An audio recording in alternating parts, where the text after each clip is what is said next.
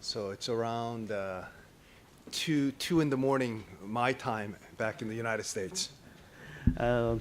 我在美国的时间大概是早晨的2点左右。Yeah, I'm not feeling that great right now. 这不是我最好的状态。So, the Lord have mercy.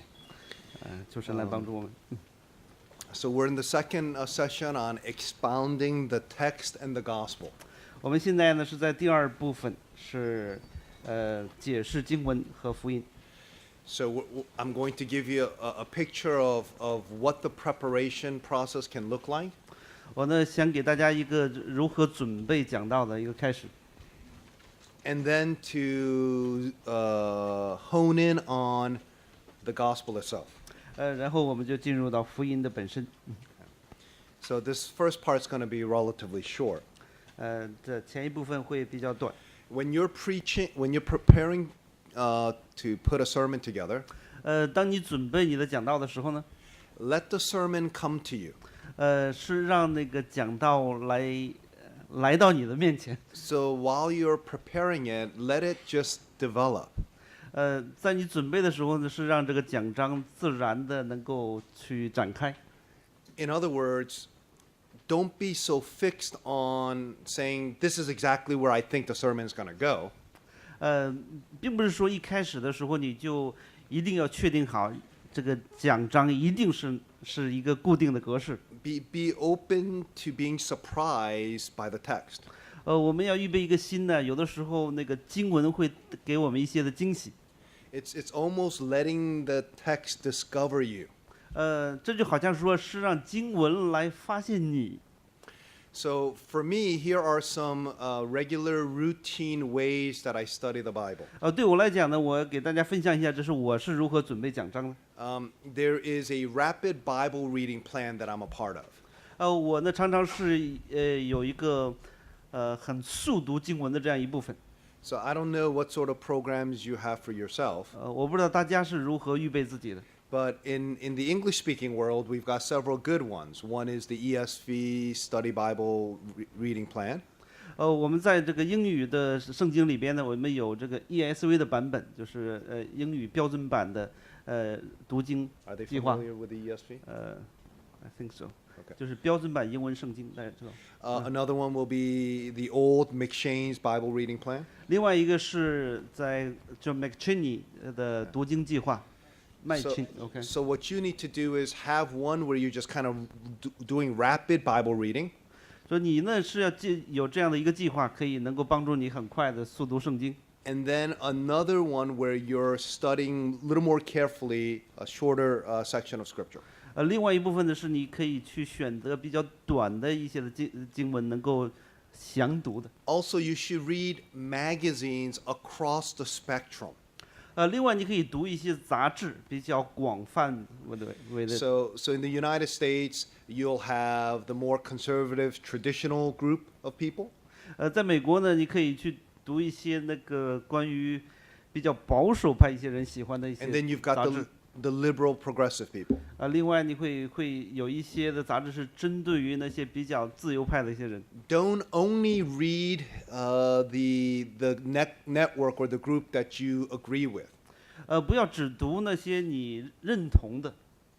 Because if you just read what you agree with, your mind's not going to get sharpened. 如果你只读你自己认同的呢，那你的这个头脑就变得不是那么智慧，不是那么锋利了。And also read book reviews. 要经常读一些的应该是书的书评。I don't know if that's a part of the literature in China. Are there a lot of book reviews? 我不知道在中国是不是有很多的书评啊？Some, yeah. When the United States, obviously, because we're American, we like to criticize everything. 在美国呢，因为我们自己是美国人，常常去批评一些。And that's what blogging is all about. 这就是博客常常是去服侍的目的了。And there are many people who are mean-spirited when they blog. 很多人呢，他们在自己的博客当中会写一些比较 They find their identity in their 比较 blogging. 批判性的，对。So in America, there are a lot of reviews, book reviews. 在美国有很多的书评啊，有专门会出版隔一段时间。So what I do is that I have several websites that I go to. 我经常的去一些，我经常到一些固定的这网站去。I actually get daily feeds from them. 我 Emails, daily 订阅 emails, 他们的这个叫什么 daily feed，每天就会收到他们的固定的信息。 There's no way that you're going to be able to read all the latest books on all of the different industries. 能够读的所有这个最新出版一些书啊和一些杂志是不太可能的。 And we cannot be experts of all of these different industries. 并且我们呢也又不是在某一方面都能够成为一个专家的。Or we're not called to be experts of those fields. 我们也没有被呼召成为那些的领域的专家。 You're supposed to be an expert of the Bible. 我们被呼召成为这个解经的专家。 But I need to be familiar enough with all of the different industries. 但是呢，我们可以对那些其他的领域有一些熟悉。 So I'll read things from the healthcare industry, 我有的时候会读一些的健康方面的， technology and innovation, 电子技术啊和最新发明， education and politics. 这个教育和政治。 So it's good to be informed of all these things. 我们可以了解这些领域的一些的信息。 And book reviews is a way for you to cheat. 书评呢是能够帮助我们可以 So- 一点投机的技巧。 So people will come and say, "Wow, you're familiar with it. You read this." 人们就会说，哇，你曾经读过这本书，行，那个读过那一本书。 Then you tell them, "Yeah, I just read a lot." 你就告诉别人，是的，是的，我经常读一些很广泛的阅读。 No, I read a lot of book reviews. 但是只不过我是读了一些的书评。 And of course, some of them you're going to follow up and actually read some of these books a little bit more in depth. 当然有一些呢，你会具体的读那本书。 Church history is another area you should read regularly. 教会历史是我们经常阅读的。 Many of you might not be familiar with David Brainerd. 很多人可能会熟悉叫大卫 Brenner， 我不知道。He was a missionary to Native Americans in Massachusetts during the early 1700s. 他曾经在17世纪的时候呢，是到美国本土的印第安人传教的一个宣教士。 David Brainerd received a call to go into full-time ministry. 大卫呢，曾经被呼召去成为一个全职的牧者。 So at that particular time, before you can be a preacher of the gospel, you needed to get a degree from college. 在那个时候呢，你要成为一个牧者呢，你需要有一个从大学的毕业的文凭。 So he decided to go to Yale College. 所以他决定去耶鲁大学。 When those universities at that time actually taught you the Bible. 在那个时候，耶鲁大学是讲圣经的。And then once he was there, he was the top of his class. 他在耶鲁大学的时候，他是班级里非常优秀的一个人。 And during his last year in college, 在最后的一年呢， he made some very proud statements about one of his professors.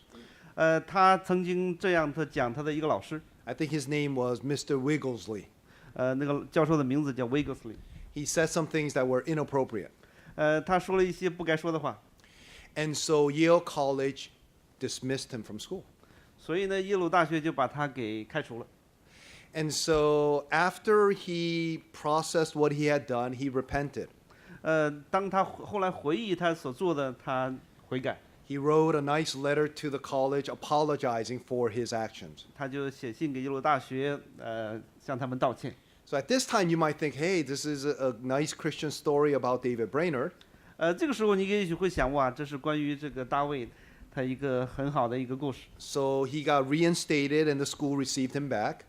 他就那个学校呢就再次接收他回来。 No, that didn't happen. 但是呢，事实却没有这样发生。 The university didn't care about his letter of repentance. 那个大学呢并不在乎他写的这封道歉信，也没有接收他回来。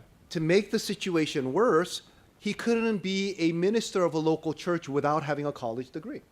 更糟糕的是呢，因为他没有大学的文凭，他也成不了一个全职的牧者。 And he was in this period of wilderness where he was wondering what God was going to do with him. 所以在他生命当中进入到一道旷野的时代，他不知道下一步该怎么办。 And those were some very, very important years for him. 在他生命里这段时间却是一个非常宝贵的时间。 As a matter of fact, the greatest theologian in American history, 事实上的那些最伟大的在美国的这个神学家呢， he published his diaries. 他呢却出版了自己的日记。And he knew that he couldn't be a minister of a local church. 他知道呢，他又成不了本地教会的牧者。But he had received a call into full-time ministry. 但同时呢，他就又蒙召成为一个牧者。So he went and preached the gospel to Native Americans. 所以呢，他就去了印第安人当中去传福音。He actually didn't see a lot of fruit. 但是他却没有看到很多的很明显的果效。But Jonathan Edwards published his diaries. 但是呢，Jonathan Edwards, yeah. 爱德华兹呢就出版了他的日记。And his diaries became one of the most influential literature for foreign missions. 所以呢，后来他的日记呢，却成为当时最有名、最有影响的一些对后来的宣教士有很大影响。So the gospel ended up in Korea. 所以后来呢，这个福音呢被传到了，影响到了这个韩国。Welsh preachers even before the American and Canadian missionaries. 很多的这威尔士的人呢，读了这个日记，后来把福音带到了 And how the gospel ultimately ended up in China. 然后呢，这个福音传到了中国。You look at his life and you can say, "Oh, what a waste, what a failure." 如果你去看他的生命，你觉得哇，他的生命不怎么着啊，是一个失败的生命。But you don't know what God can do through our failures. 但是呢，我们却不知道神可以能够改变，使一个人的这个在一个人的失败，能造就一些成功。That's just one very well-known story in church history. 在教会历史上，这是一个很有名的这样的一个事实。It's good to give people examples from church history. 我们呢，就是我们应当把这些教会历史上曾发生过的一些的例子介绍给我们 To 的 say 会众， that God brought revival for His people in the past. 让我们看到呢，神在过去呢是带给了复兴， And He can bring it again. 他呢也能够在今天把这个复兴再次赐给我们。Also, listen to or read a lot of different sermons. 要经常去听或者是读一些的讲章。For me, when I was a younger preacher, I read, not listened to, I read a lot of sermons by Martin Lloyd Jones. 在我年轻的时候呢，曾经读了很多这个中马田的讲章。Although my preaching style and the way I kind of follow the preaching flow is more from John Stott. 但是呢，我的讲道的方式和风格却很像这个约翰斯科德。Read a lot of different sermons. 应当多读一些的讲章。And learn from many different people. 从不同的讲道者当 If you 中 only 有些 listen to one preacher, 如果我们只去听一个的讲道人， you're going to be a weak imitation of that person. 我们就成为 Like imitation, like a poor example of that 我们就 person. 会成为一个不太好的个效仿者。 If you listen to two very different preachers, 如果我们听两个不同的讲道人， you're going to be confused. 我们就会变得更加迷惑。But if you listen to a handful or read a handful of different types of preachers, then you will have a more comprehensive way of understanding preaching. 如果我们比较广泛的去听一些的不同风格的讲道人的，我们的理解就会比较的丰富一些。Have a pulse on your culture. 我们呢应该去把我们文化的脉搏， Understand the storyline of your culture and of your city. 了解我们的城市和我们文化的历史。And visit its cultural centers. 我们要经常去看一些的文化的中心。Right now in Boston, in our very beautiful Museum of Fine Arts, 在这个波士顿呢，有一个非常有名的叫 Fine Art， 就艺术博 there 物 is 馆。 a samurai exhibit. 那里边有个日本的这个叫武士啊的展览。Now, you might not know this, but I have a great interest in samurais. 也许你不知道，我有一个我对这个日本的武士很有这个 I 兴趣。 don't play video games, but I have interest for samurais. 我不是在打游戏，但是我对他就是很感兴趣。So I asked my wife, can we go and see the samurai exhibit? 所以我就邀请我的太太，我们可不可以去看一看那个展览？ Now, again, the Chinese culture might have some bias against the Japanese. 我们的中国文化可能对这个日本文化有一些的不太理解。 So tolerate this illustration, please. 所以呢，我请你大家要包涵一下。We know that the Chinese people love Koreans. 但是我知道中国人很喜欢韩国人。My fascination with samurais goes back many years. 我对日本武士的兴趣呢，是很多年以前就有了。There is a book called Hagakure, which is the way of the samurai. 它有一本书的名字叫《Hagakure》，I don't know how to translate。Just a book. 关于 about 这 the 个 way. 日本武士的一本书，对吧？ Maybe I have great interest in samurais because had I lived in that period, I probably wouldn't have qualified. 如果呢，我是生活在那个过去那个时代呢，我可能不是一个合格的这个武士。Samurais were not just physical brutes. 这个武士呢，并不是说他有很好的这个体力，或者是They were the intellectual elites of their time. 在那个时代呢，一个武士呢，也是当时一个很有智慧的人的。They stood for honor, integrity, loyalty. 他们呢就崇拜这个荣誉和忠诚。You know, in the Japanese culture and in the Japanese language, a lot of it, the way they communicate is nonverbal. 在这个日本文化里边呢，他们有很多的这个沟通呢，并不是通过语言来表达的。So Japanese people will always greet you and be very polite, and they smile, and they're very deferential. 这日本人呢，他们很彼此这个问候的时候，他们很微笑，很鞠躬，通过这样的一些方 But you 式。 don't know what's going on in their heart. 但是你不知道他心里边是想什么。And so in the Japanese culture, there's a lot of nonverbal communication. 所以呢，在日本文化里边呢，有很多是没有用语言来表达的。The shogunate, the shogun elite at that time hired the samurai warriors to protect them. The lords, the shogun lords. 首纲就是当时的庄园主啊，是幕府的幕府的主，所以呢，他们就会雇佣很多的武士。This is not in the notes. He's Yeah. doing it on the fly right now. Good job. And so when the samurai dishonored the master 当这些的武士对他的主人不忠诚的时候， in a shame-based culture, 在一个这个羞怯文化的里边， the honorable thing was to absorb the shame. 比较崇尚的就是你应当叫忍辱负重啊。So rather than the master being shamed, the samurai warrior would receive the shame. 并不是那些的这个幕府的主人们他感到这羞愧，而是说这个武士本身感到羞愧。So this is the cultural exhibit in our most famous museum in our city. 这个是这种的展览呢，是现在在我们的城市。So how did I connect that to the gospel? 我是如何把它跟这个福音连在一起的呢？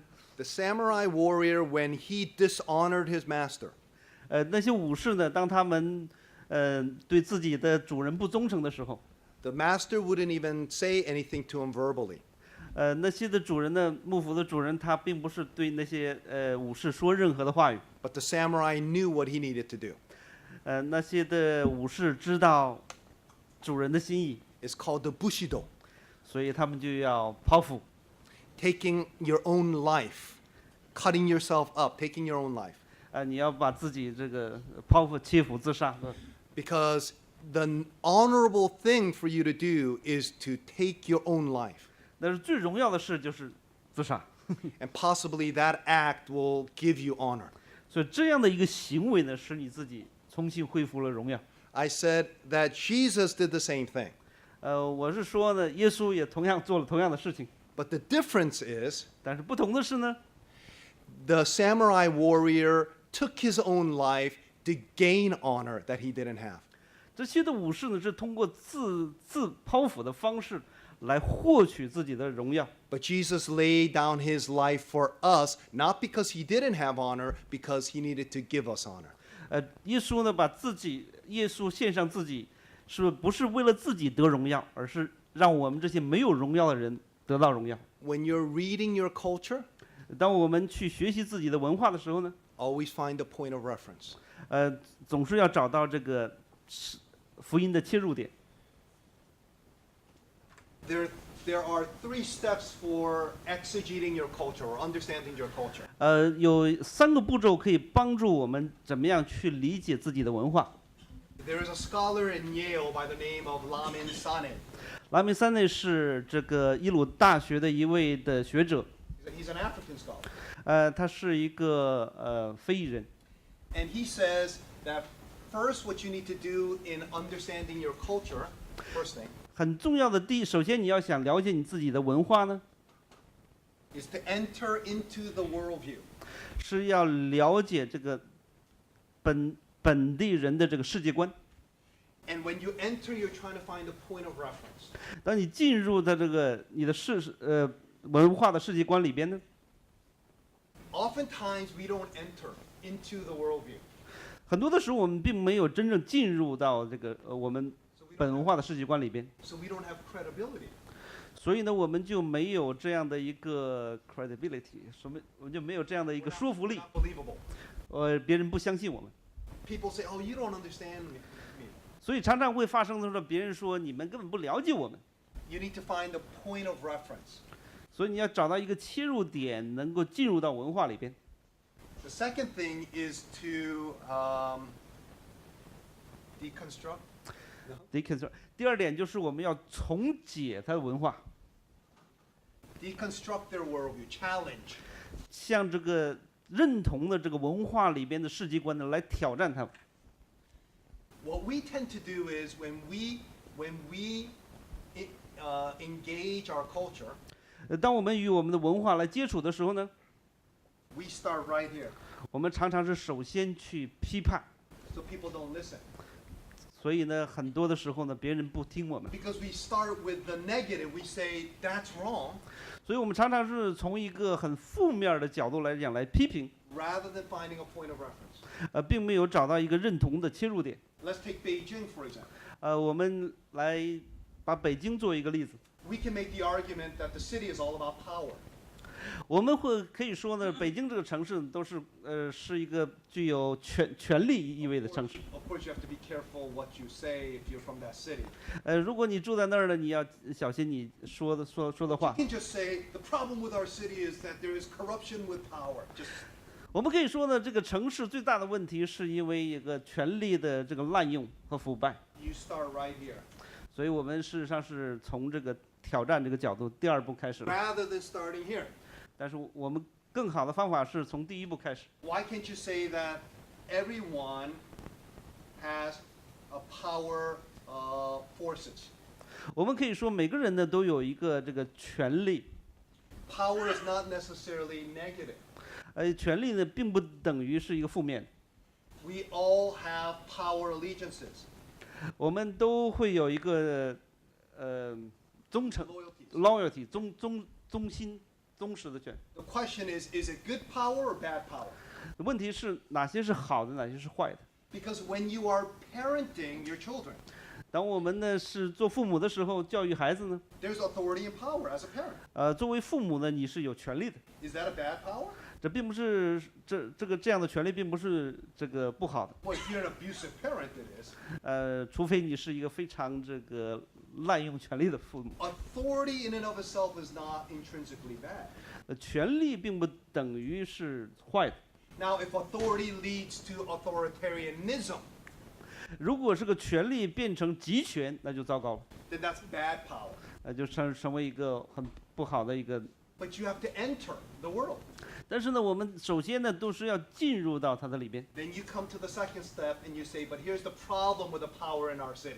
然后呢，我们才进入到这个挑战这个阶段。 You need to break it down. 我们呢要把它分成不同的阶段， Point out what the problems are. 指出呢其中的问题， And then to retell the story, 然后呢我们是要重新的去再讲这个故事，对吧？ so if we're talking about power, we enter, we challenge it, and then we retell the story of power. 所以呢，我们呢当进入到一种世界观，我们先进入文化的时候，我们先进入到一种的世界观，然后我们挑战世界观，然后我们再重新的讲解关于那个文化里边的那些因素。Jesus had power too. 我们会讲的，耶稣呢也是有权利的。It's not as though he didn't have power. 并不是说他没有权利， Only those who have full authority can give up authority.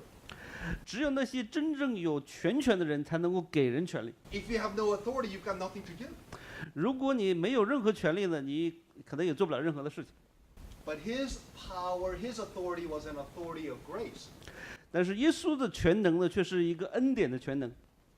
It was about not power accumulation, 他并不是要把这个权力的这个集中， but it was about power distribution.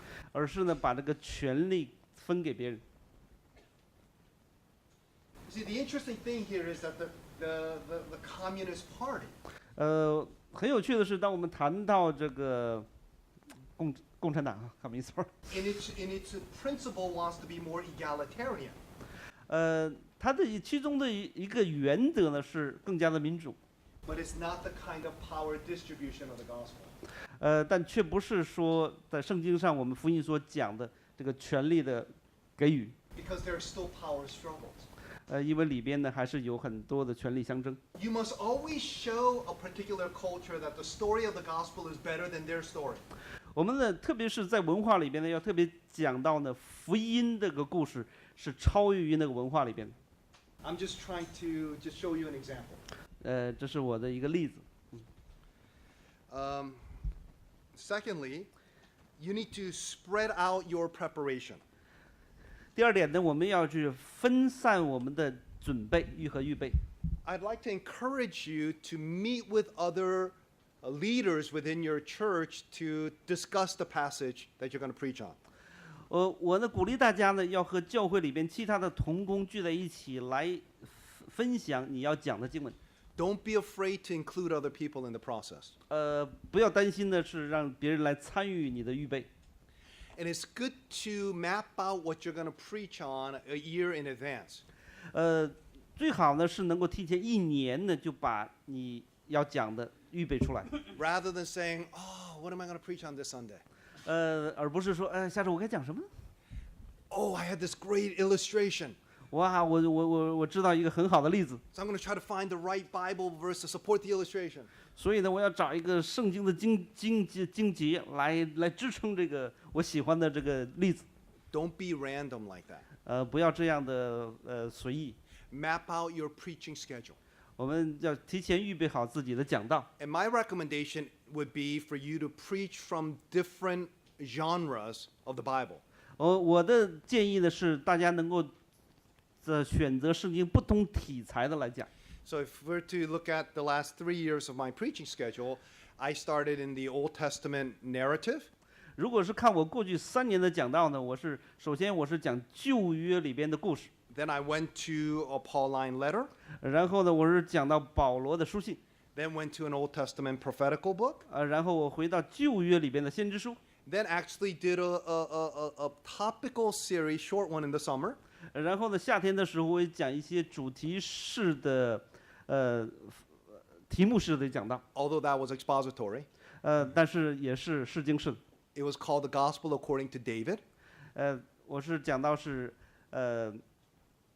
大卫的福音， Gospel According to David in the Samuel narratives. 主要是来自于这个撒母耳记。 Then went to a general epistle. 然后呢我回到一般书信， First Peter.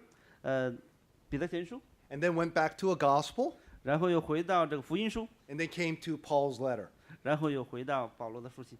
So I try to help people to see that the same gospel message can come from many different parts of the Bible. 我是想帮助我的会众呢明白呢，同样的一个福音的信息可以来自圣经的不同的经卷。 And so what I do is, I have to be as efficient as possible, so I cheat a little bit. 所以呢，我要想更加有效果呢，说我要搞一点的小的技巧。 When I use the word cheat, I don't mean it in a bad way. 当我说这个小的技巧的时候，并不是指着一个非常负面。 So I was writing a commentary for 2 Corinthians. 我是在讲这个哥林多后书，我是在写哥林多后书的一部释经。 So I preached through 2 Corinthians. 所以我就讲道的时候，我就讲哥 And 林多后书。 one year out, I took 3 days in the summer. 每一年呢，我在夏天的时候选择3天的时间， and went with my assistant, 我会和我的一些的副牧师们， and we went through all 13 chapters of 2 Corinthians, 所以我们就一起来讨论这个13章的哥林多后书， broke that letter down into 32 sermons, 我会把这个13章分成32篇的讲章， so I know exactly what the text is for each week. 所以我就知道呢，在这个每一周我要讲哪一篇 And 的 then we came up with a very basic main idea of every passage.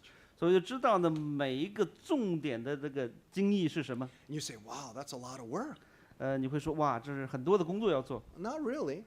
并不是这样。 If you had to preach a sermon tonight, let's say somebody in your church passed away and you needed to do a funeral and you need to come up, assuming you've never preached the funeral sermon, you need to come up with one in 2 to 3 hours, you have to.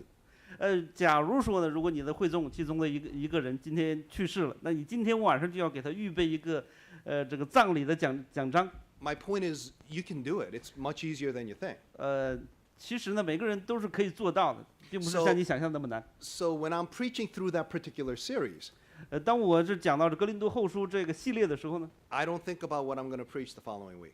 我并不是在想我下一周在讲什么， The text is already there. 它的经文已经在那儿了。 I've got the main idea. 主要的这个意思 And 我 then I 已经 get 有了， together with my preaching team 中心已经有了，我还有我自己的讲道的 and we 小 start 组， building it. 所以我们就开始在这个基础上来 And the 添加。 great thing about preaching through a book 非常好的是，当我们讲一本书的时候呢， that there are going to be some themes that will repeat itself throughout the book. 在这个书里边呢，常常会重复一些的主题。 So sometimes you don't want to be repetitive. 很多的时候我们并不希望能够产生重复， So if you dealt with it in one place, 所以我们呢，有的时候呢，我们在前面已经讲过了。 for example, the theme of boasting in 2 Corinthians. 在这个哥林多后书哥林多后书讲到这个 boasting 就是夸口的夸口。 Then when I come to another passage, I don't have to emphasize the same thing the second time. 同样会讲到夸口，在我第二段经文同样讲这样夸口的时候，我就可以不太去注重这些已经讲过的。 You have the luxury to emphasize different things from the passage. 所以我们在这经文里边呢，我们可以选择性的去强调不同的部分。 And so when I get together and trying to figure out pretty much the main idea of the passage, 当我们呢聚在一起的时候呢，去来思想这个经文的中心。 the thing that I'm looking for is the logical flow. 我在观察的主要的是这个经文的逻辑。 Remember I told you there are 2 ways to look at a passage? 我刚刚提过说可以从2个方面来看一段的经文。 I said the main idea 很重要的是中心， and the big idea. 还有一个是 This is the micro context. idea 是主要的意思呢是在很小的这个上下文中间来了解这段经文。 And this is the macro context. Big idea 是一个宏观的下面主要所讲的主要的内容。 So we're talking about the main idea right now. 所以我们现在来讲一个是主要的要点， Understanding the flow. 来明白了整个的经文的这个逻辑， The author's intention. 这个作者的主要的意思。 So let me give you an example. Ephesians chapter 2. 我给大家一个例子，我们会看以弗所书的第2章。 If you want to turn to Ephesians chapter 2. 我请大家翻到以弗所书的第2章。 There are certain words that you should look out for in the English. 在这个英文里边呢，你可以去选择个别的词。 These are called grammatical indicators, grammatical words. 我们称它为叫语法词汇。 You're looking for contrast. 你去寻找一些对比。 So you have the word but. 比如说一个这个其中的连词就是但。 You're looking for parallels. 有的时候是一种的平行。 Like the word like. 像这个像这个词。 Or repetitive words. 或者是一些重复的词。 You're looking for cause effect. 有一些原因和结果这样词，因果关系的词。 So the words like so that. 就像所以。 Or purpose clause. 或者是这个短语。 In order that. 为了什么这样的一种词， or reason. 或者是讲缘由的， The word for, 英文因为， because. for 因为都是因为的意思。 So you have to look out for these words when you're trying to follow the logical flow. 当我们了解这个作者的所写经文这个次序的时候，你可以去观察这些的词汇。 So let's see how good the Chinese translation is. 我们来看中文的翻译怎么样？ So Ephesians 2, read verses 1 through 3. 以弗所书的2章1到3节。Do you want me to? Yeah, read it, please. 你们死在过犯罪恶之中，他叫你们活过来。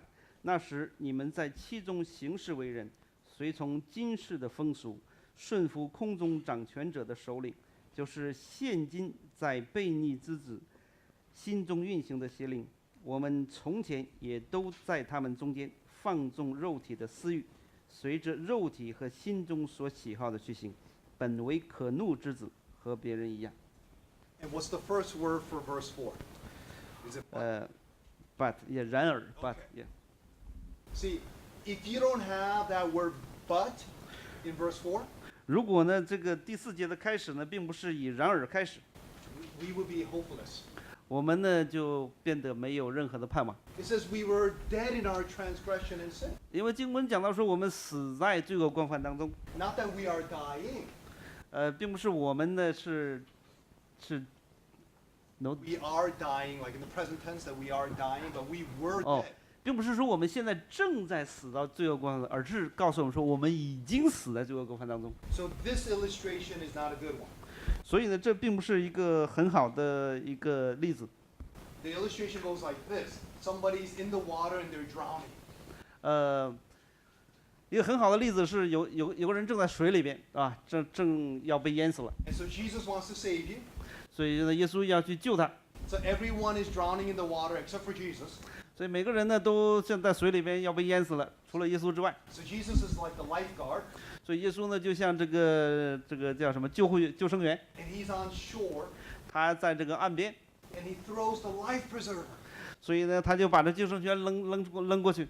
That's not what Ephesians 2:1 says. 他并不是这里边的以弗所书第2章所讲的。 Ephesians 2:1 says that we're not drowning. 以弗所书第2章第1节讲到呢，我们并不是我们正要再沉下去，沉到水里边去。 It says we have drowned. 他在里边说的时候，我们已经淹死了， We're in the bottom of the lake. 我们已经死，我们已经沉到这个 湖底。 We don't need a lifeguard. 我们不需要的是那一个救生员， We need somebody to come and drag us out of the water 我们需要有人进入到那个湖底里边，把我们拉上来， and give us life. 然后把生命赐给我们。 Jesus didn't come into this world to make bad people good. 耶稣来到这世界，并不使那些坏人变成好人， He came into this world to make dead people live. 他是来到这世界使死去的人活过来。 And so it says here that we are the children of wrath. 他这里边讲到是我们是愤怒之子。 So could you imagine preaching a sermon and ending at verse 3? 如果我们讲经文的时候，我们只讲到第3节， We just say we're all doomed to hell and we're all going to receive judgment. 所以呢，我们说我们都会下地狱了，所以等待我们的就是审判了。 Hopefully I'll see you next week. 如果可以的话，那我们下周再见。绝对不要这样。 First word in verse 4 says but. 第4节的开始呢，却用了一个转折词“然而 Actually, in this passage, you can say that one word is introducing the gospel. ”。在整个这段的经文里边呢，这样的一个转折词呢，是来介绍把这个福音引进来。 You see, you're following the author's logic. 你呢跟随那个作者的这个思路。 And then, can you read verses 4 through 7? 然后我们一起来读这个，我们来读第4到第7节，是吧？然而神既有丰富的怜悯，因他爱我们的大爱，让我们死在罪恶过犯中的时候，便叫我们与基督一同活过来。你们得救是本乎恩，他又叫我们与基督耶稣一同复活，一同坐在天上，要将他极丰富的恩典，就是他在耶稣基督里向我们所施的恩慈，显明给后来的世代看。好。memorize verse 8? 我们呢能够记住，常常背诵这个第8节。Can you read that? Yeah， 你们得救是本乎恩，也因着信。这并不是出于自己，乃是神所赐的。Amen. Verse 8. Amen, right? That's not the main point. 啊，但是这并不是这个整个经文的重点， Important, but not the main logical point. 但是非常重要，但并不是最重要。 Because it's introduced by this word here, for in the Greek, in verse 8. For. 在这 Right? 第 Is 8 that 节 what the Chinese have? ， For, because. yes kind of but not in the beginning。 对 Right. but 这第8节呢里边为什么这么说呢？因为它是用这个一个原因的方式来解释。 So when a verse is introduced by the word for, 当一个短语这个句话呢以原因来解释的时候呢， it's supporting what came before. It's the reason for why that verse before was emphasized. 就是它是支持前面所讲到的这个主要的内容， It's not introducing the main point after the word for. 它并不是要引入一个新的重点。 Also in verse 7, there's a word there in the Greek that introduces a purpose clause. 在第7节呢，在这个希腊文的原文当中呢，它是一个目的性的短语在里边， So the main logical point is in verse 7, 所以很重要的呢是最重要的要点是在第7节， not verse 8. 并不是第8节。 What I'm trying to say is that if I were to ask you, what is more important, God's bringing glory to his own name or saving us? What's more important? 所以呢，如果我在这里边问大家说，最重要的是神呢要使自己得荣耀呢，还是要拯救大家呢？ Both are important, 两者都很重要， but God's glory is greater. 但是神的荣耀是在这里边所强调的， God's glory is ultimate. 所以神的荣耀是最终的。 His saving us is penultimate. 他来救我们呢是其中的一部分， Secondary. 是一个很相对于他的荣耀是次要。 God loves to save us, 神爱我们，渴望拯救我们， but his glory is ultimate. 但是他最终的荣耀呢是重点。 So logically, that's what Paul is saying. He's saying verse 7, emphasizing the immeasurable riches of his grace, emphasizing himself, is greater than verse 8. 所以呢，在这里边保罗在强调说，第7节神强调自己的荣耀恩典的时候是超于第8节的， Because God is this great, 因为神是这样伟大、这样恩典的一位神， he can be this good, verse 8. 所以呢，他是有这样的这个良善来拯救我们。 Again, when you're looking at a passage, you need to follow the logical flow. 所以呢，当我们读经的时候呢，要跟从作者的思路。 And then after I do this, I try to come up with a shaft of one main idea. 当我呢读过这样的读过这样的经文的时候呢，然后就回到一个很中心的这样的一个主题。 And then after I come up with that main idea, I try to create an outline. 我们有了一个中心的讲到的中心呢，现在就是要有一个讲到的大纲。接下来， So in this passage, we can say something like, because God is glorious and great, 针对这段经文呢，我们可以说，因为神呢是荣耀的神， that he is willing to save those who are completely dead spiritually. 他呢愿意拯救那些灵里边完全灭亡的人。 And then you say, what are the three different things? Then you can come up with maybe your 3 points 然后呢，我们可以总结出其他的3个， based upon 经文 that 的要点。 main idea. 但是是以这样的一个中心开始。 And then after you understand this main idea and you come up with the main points, then you try to show how this is tied in with the big idea of the one-story plotline. 当我们有这样的一个中心的时候，再加上3个要点，然后我们怎么样去思考跟我们整个的这个整个的最中心的连在一起。 So I will start this Tuesday morning. 我呢一般是在星期2的早晨就有了这样的一个大纲。 By Tuesday afternoon, I have this. 在这个星期2的下午的时候，我已经预备好了这个大纲。 Then after this, I go to the commentaries. 然后呢，我就去这个准备好了之后，我去读一些解经的书。 A little hot in here, right? 这里边有点热， Is it just me, you know? 是不是只是我觉得 Maybe, 呢 maybe？Maybe say. jack up the AC a little bit. So and then on Wednesday I don't look at it. 星期三的时候呢，我并不去来看我的预备好的这个大纲， Because you need to care for people too. 因为呢你还要去关怀其他的人。 You can't just be just preparing your sermon. 作为牧师，你不能只是准备讲道。Many of you don't fall in this area, but I tell young pastors don't spend too much time in preparing the sermon. 很多人呢可能不会像我像这样，但是我常常劝告很多年轻的牧者呢，也不要花太多的时间，只是准备 I 讲 tell 章。 them 8 to 10 hours maximum. 8到10个小时就足够了。 Spend a lot of time with people. 要跟很多的人打交道。 Because young preachers, they're going to be a C- preacher anyways. 不管怎么样呢，这个作为一个年轻的讲道者，你总是这个属于刚刚及格那个讲。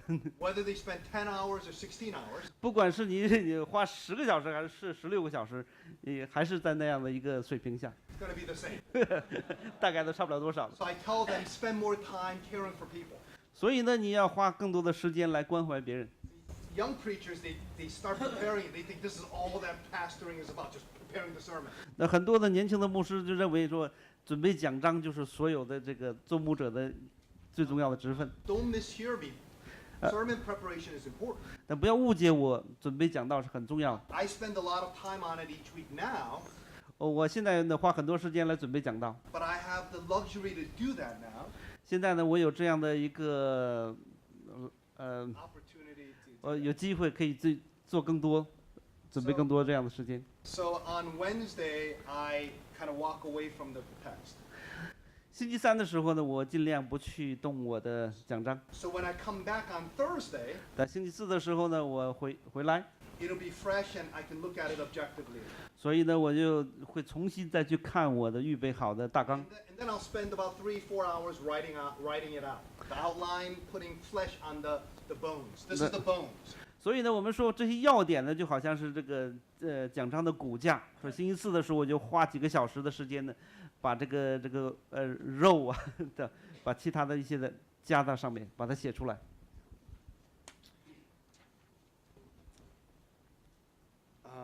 I think that's all I got here. Ask them if they have any questions about kind of sermon preparation. 关于这个讲道的预备，请问大家有没有一些问题啊？ Now we're going to get to the part where we're going to define the gospel. We're going to define the gospel. I'll take a break. Yeah, let's take a break. Take a 10-minute break. Just no small groups. Just a break. 我们现在就花10分钟的时间来休息，对吧？